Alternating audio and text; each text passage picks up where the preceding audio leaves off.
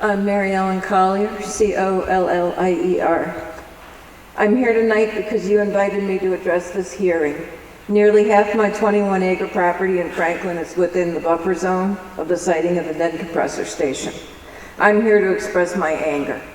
This compressor station endangers the value of my property, my only significant asset, and it endangers my health and the tranquility of my chosen home. I am a citizen of the United States, and I look to this commission to respect my concerns and protect my well-being. According to your website, one of your functions is to oversee environmental matters related to natural gas projects. A fact sheet assembled by the group Compressor Free Franklin states that pipeline construction will put at risk the village of Franklin's water supply, as well as private wells and springs along the Ulia Aquifer. My water is provided by our spring, which lies close to the buffer zone. We have had that spring dry up in the late fall frequently in the years that we have lived here. All my neighbors will attest that the waterfall at the head of Henry Edwards Road reduces to a dripping trickle most years. Some years we have been without water for over a month before sufficient rain fell. I don't believe that an industrial site like a compressor station won't have a negative impact on the reduction of the water table at my elevation in dry seasons. The station should be sited in an area of less residential density or at a lower elevation near the river. Other environmental concerns I have include noise and light pollution and toxic emissions. The Compressor Free Franklin fact sheet also states that recent monitoring of compressor stations throughout the country has documented, in addition to methane, emissions of carbon dioxide, carbon monoxide, volatile organic compounds, benzene, toluene, and formaldehyde, a known carcinogen. Furthermore, compressor stations, turbine, power plant, and compressors produce continuous noise and low-frequency vibrations while in operation. Equipment breakdowns, routine maintenance, and testing require rapid venting of up to 15,000 cubic feet of methane from a segment of the pipe, causing a sound equivalent of a rocket blasting off. I have followed news stories about gas pipeline infrastructure for more than 5 years, since our area was first targeted for these pipelines.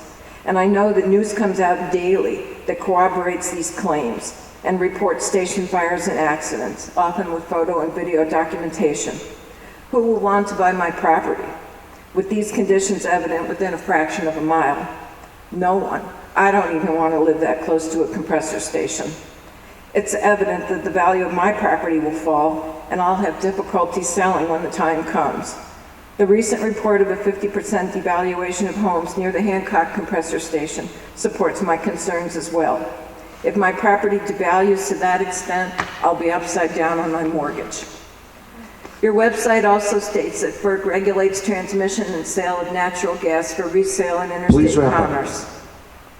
I'll submit the rest of my comments. Thank you very much. Number 23.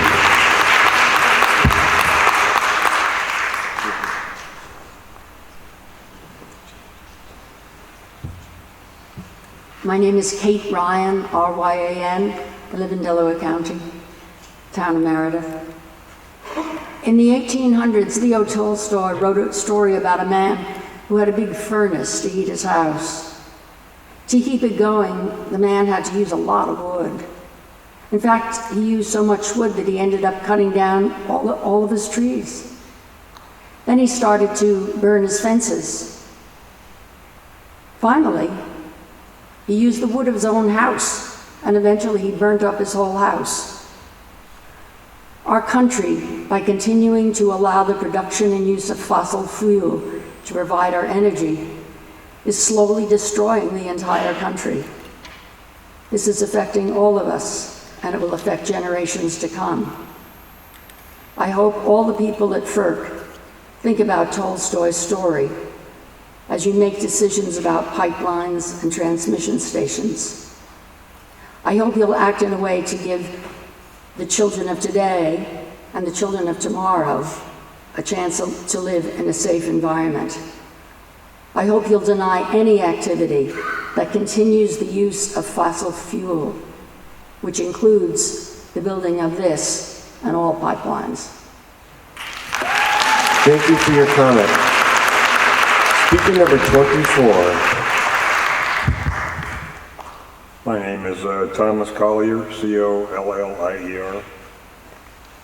and I am an affected heir owner, potentially breathing the toxic fumes out of this proposed compressor station in Franklin. I'm also an affected water owner, drinking from a spring within 3,000 feet of this proposed pipeline that could be blasted through rock, fracturing the underground spring. And I'm also an affected landowner, living within 3,000 feet of this proposed compressor station in Franklin. My property values will be decreased. My ability to refinance my mortgage could be jeopardized. There's no need for this pipeline or this compressor station or the gas that goes through it in New England or anywhere in that area. This gas is destined for export. We all know that. Right now it's illegal to export. That's why they're lobbying to get permission to export this fossil fuel. I fear anger, disgust, fear, and anxiety, not so much joy until this goes away. But most of all, I feel a profound sadness for all parties involved in this unneeded disaster. Do not approve this pipeline or compressor station. Thank you for your comment. 25. At this time, I'd like numbers 30 through 35 to be in the front row. Okay. Hi, my name is Epifanio Bevilacqua, E-P-I-F-A-N-I-O, Bevilacqua, B-E-V-I-L-A-C-Q-U-A. I live in Franklin, where the compressor station is coming into town. And I'm also a Luna holding union book. And my Luna brothers and sisters are here. I want clean jobs for my Luna brothers and sisters. Not like asbestos, and I talked to my foreman last week. He has asbestosis and he's dealing with oxygen to breathe. Let's make it a better world. They want to spend all this money, spend it for solar, hydro, and windmills. Let's do it right the first time around. You guys made me an activist and a lobbyist lately, and I was an organizer to begin. And my union members know that. And they're here tonight also. We need to stop you guys from doing this. And it has to stop now. And you're pitting every town against each other and communities. We were told that Otsego will sue Franklin if the air quality goes bad. They should sue FERC for issuing the permit. Not Franklin or Treadwell. You're putting the burden on a lot of different counties. So we need to lobby everybody, and we need to get signatures. And we need to tell them, no way, no how, you're coming through with this anymore. And we have to tell them, you're going to be the one that's going to be sued, not the people here. We have to stop filing lawsuits against FERC. They're the corporate who give the original permit. And you guys all know it. You've been around here for 5-6 years with me. You know where we've been. We've been to Pennsylvania. We have people from Maryland, Washington, and all over. It's the same thing every place you go. And every time you give a permit. You don't care about the people. You don't care about generations to come. EPA was on television. I was C-SPAN. They admitted that this is genocide, so why are we here tonight? We shouldn't even be here. You should be going already to renewables. No, we make a report card. Oh, we're only going to go about 10-15%. We need to go 95% or 100% renewable. Thank you. Thank you for your comment. Speaker number 26.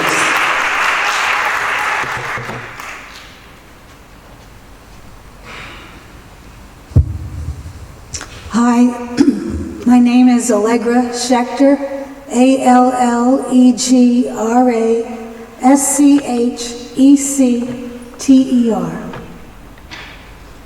Through the years, I have testified several times at FERC scoping hearings. I spoke passionately on the serious environmental problems that would be created by the Constitution pipeline, on the important issues that were not addressed in the draft EIS, and on the lethal threat of highly pressurizing the 50-year-old segment of the Dominion pipeline for the New Market project. My numerous spoken and submitted written comments have always been respectful and painstakingly researched by me on a broad spectrum of environmental concerns, as if you really cared. The stated purpose of the NED pipeline is to bring gas to New England, but Massachusetts residents have already shown there is no true demand for the gas. The real reason Kinder Morgan wants it built is to send the gas north to a proposed LNG export terminal in Nova Scotia. Their goal is to sell this fracked gas overseas at a higher price than they can get in the States and thus make a higher profit. It has nothing at all to do with providing cheap gas for us here in the Northeast, and eventually it will actually raise the price of gas here in America. We will get the polluted air, ground, and water, and they will get the money. Most of us have told FERC many times about the catastrophic effects on New York's ecosystems that Constitution's path would cause by clear-cutting steep slopes. Placing Kinder Morgan's Northeast Energy Direct Pipeline alongside Constitution will only compound and magnify these disasters. Why should we bother going through the effort of listing them all over again? The fact that you scheduled both local hearings on the same date and same time says to me, not only do you not care what we have to say, you don't even care that we know that you don't care.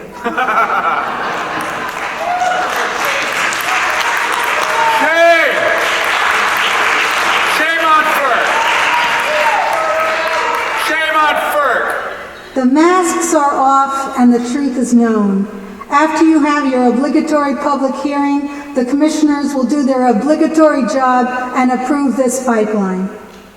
These hearings are a waste of time, my time and yours. You are not really interested in what I have to say. When all is said and done, FERC will approve the NED pipeline the same as it has approved Constitution, and then you will take our land again through eminent domain for another corporation's bottom line and say it is for the public convenience and necessity.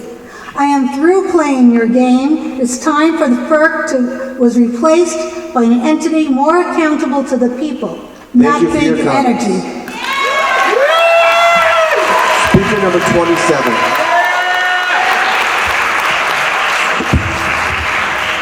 My name is Dwight, like President Eisenhower, Mott, M-O-T-T, like the applesauce.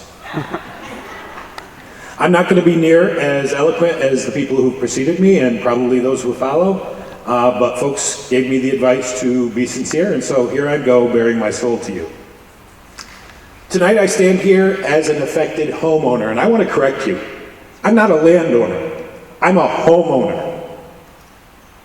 A U.S. citizen who's been stripped of my inalienable constitutional rights by you and your bosses. 18 months ago, while living and working in Africa, I purchased sight unseen 7.5 acres in Delaware County.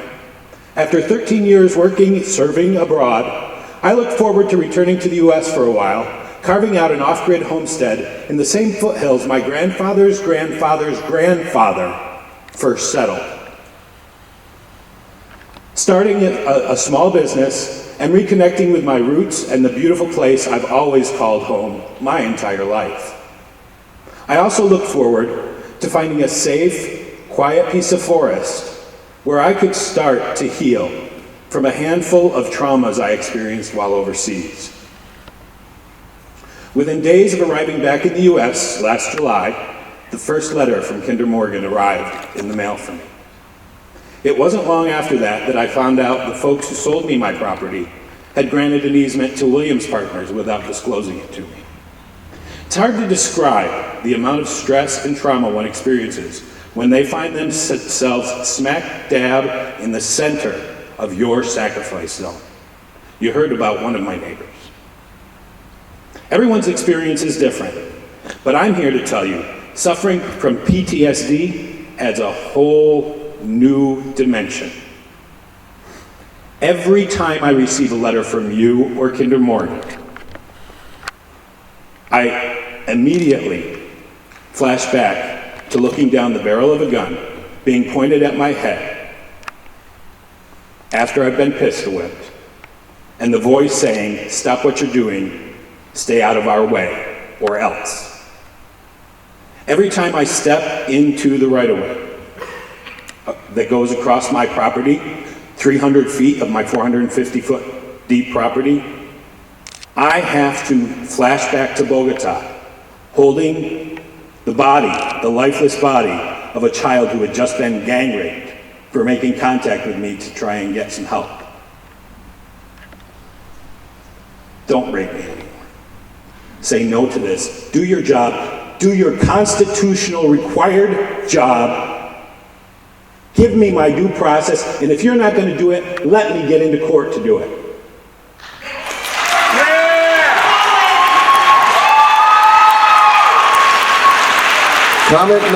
Speaker number 28.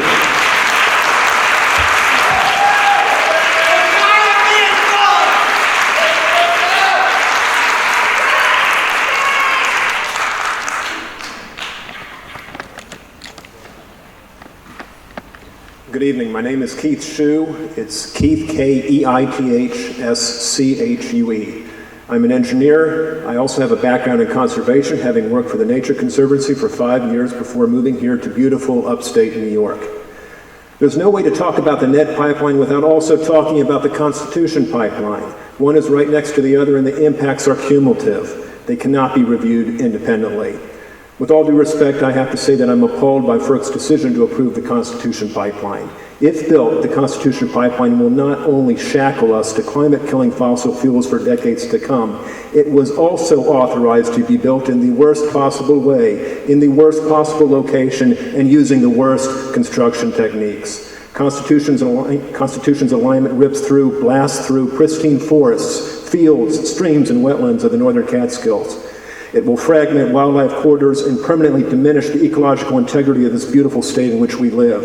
As Yoko Ono boldly said in the New York Times last week, a scar upon the land, a wound that never heals. The construction methods supported in FERC's EIS on Constitution directly defy responsible, well-articulated comments by the New York State Department of Environmental Conservation. I'm going to include those comments tonight.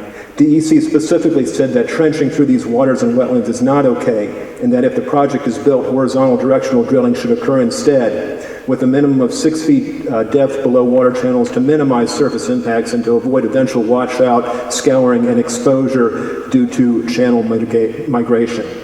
FERC ignored those recommendations with an EIS that supports shallow trenching nearly all of those 277 water crossings. But FERC ignored federal recommendations too. For the record, I am submitting an advisory from the Federal Pipeline and Hazardous Materials Safety Administration titled Pipeline Safety, Potential for Damage to Pipeline Facilities Caused by Flooding, River Scour, and River Channel Migration. Basically, this says the same thing that DEC also told you, which is don't do it like this. So here we are with NED, a pipeline proposed right next door. If you approve NED, all these terrible impacts will double. Each of those 277 waterways and wetlands will be cut through, blasted through again. And let's be clear, NED's not even proposing to share the same right-of-way. It proposes to expand that right-of-way, which means that environmental fragmentation will be even worse. More forest blocks will fall below the threshold for viable internal bird habitat, and many of the same landowners who were victimized by eminent domain for Constitution will be victimized all over again. And I understand that this is a scoping meeting, so as far as that goes, FERC needs to consider the cumulative impacts of Constitution when reviewing NED. You also need to back up and perform a supplemental EIS of Constitution that takes NED into account. Finally, I'd like to say something about compressor stations. I think we all know that the idea of the 124-mile-long Constitution pipeline being built without any compressor station along its length was an imaginary proposition, and that whether Constitution... You need to wrap up now? Yes, I will. And that whether Constitution, NED, or both pipelines get built, the compressor station in Franklin and others were probably part of the gas industry's big picture plans all along. Thank you for your comments. FERC needs to put a stop to these piecemeal segmentations, consideration of gas infrastructure. Thank you. Speaker number 29.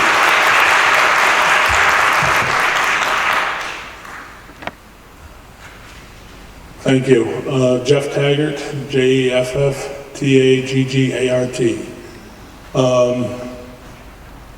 My most pressing concern is the emissions from the compressor stations.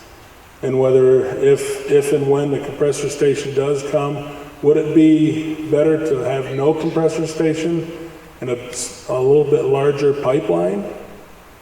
So the volume would be made up of pipeline instead of compressor station, because I think the emissions, the noise, I don't think the noise is a factor. Emissions is a big question on the compressors. And unfortunate part is, I'm from Delaware County, in Franklin, and we're between supply and demand. And there's millions of people that want the supply, and unfortunately, where we're at. And electric is going to be worse than the gas pipelines. Thank you very much. Thank you for your comments. Speaker number 30. My name is Phil Hulbert, Philhulbert. In my remarks, I'll be addressing the impacts of the NED pipeline project from two perspectives, one personal and one, if time permits, more broadly.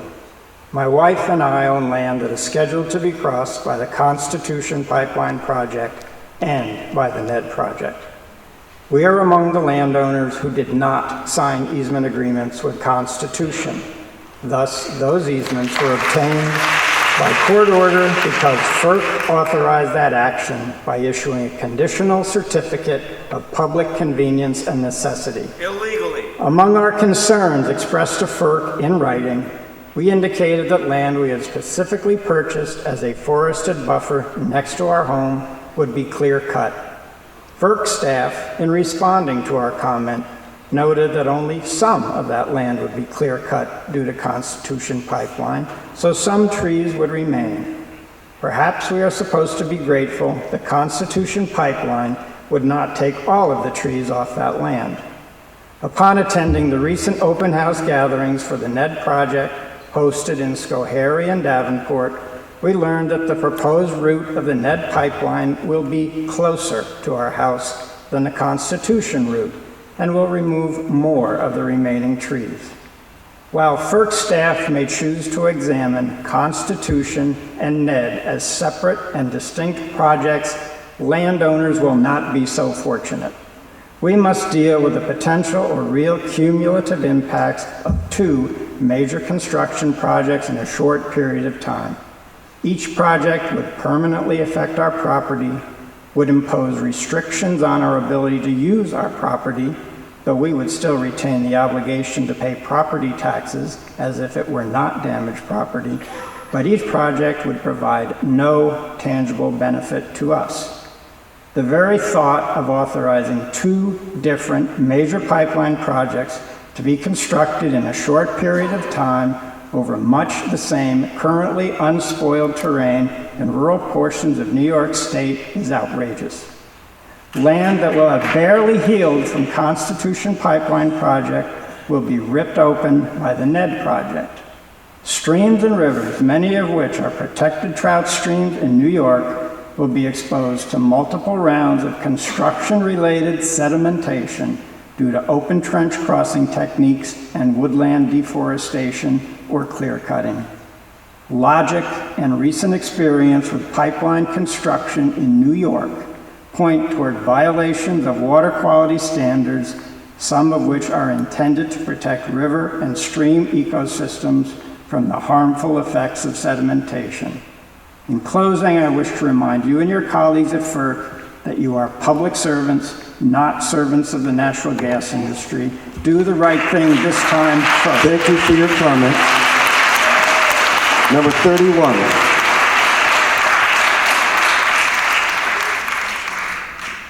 Speaker number 31. Speaker number 32. Speaker number 33. Wake up! My name is name's Michael Stolzer, Michaelstolzer. I didn't prepare a statement because every time I tried, I found myself getting extraordinarily agitated. I will refrain from using, I will do my best to refrain from using every profanity you've ever heard. I'm absolutely disgusted by this, this entire charade. You know, I was concerned, you know, if I get up here and start ranting, I'm gonna look like I'm crazy, but it occurs to me that you're the ones who are crazy. You're out of your minds.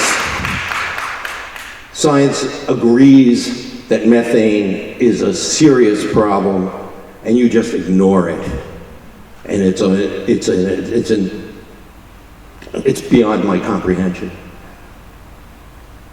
What I saw as far as your handling of the Constitution pipeline, just is,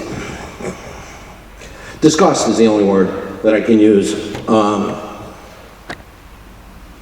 It's a rigged game. You know, I feel like I'm at the Delaware County Fair, and there's some guys trying to get $1 out of me so I can try to get a basketball through a hoop that it won't fit through.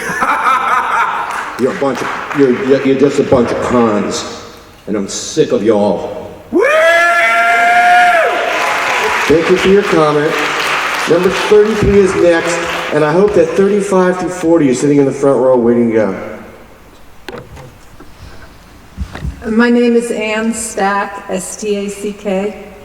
My husband, Bob, and I are landowners who have been violated through the farce of eminent domain. Thank you, FERC. And now this next pipeline wants to come right alongside of it. And I say we're landowners, and like someone else who spoke recently, we should be homeowners, but the pipelines want to go directly through where we had come. We came from Reno, Nevada to build a home on our land, and instead we now have the ugly little flags from the surveyors that eminent domain permitted, you know, gave the right to these people, to come on our land and violate our land. And I know it's just the beginning.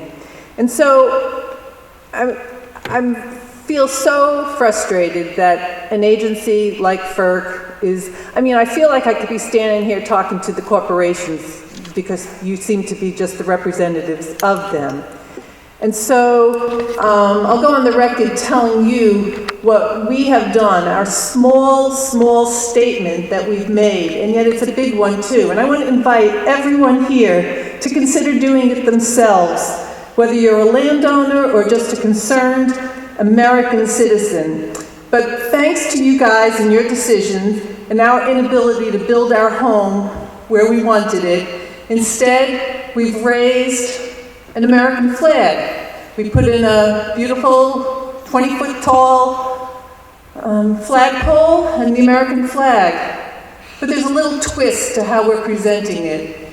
Because as you may know, an upside down flag is a universal sign of distress. And so that is how the flag is now flying over our land that you people are stealing from us under this abuse of eminent domain for the public good. What a farce.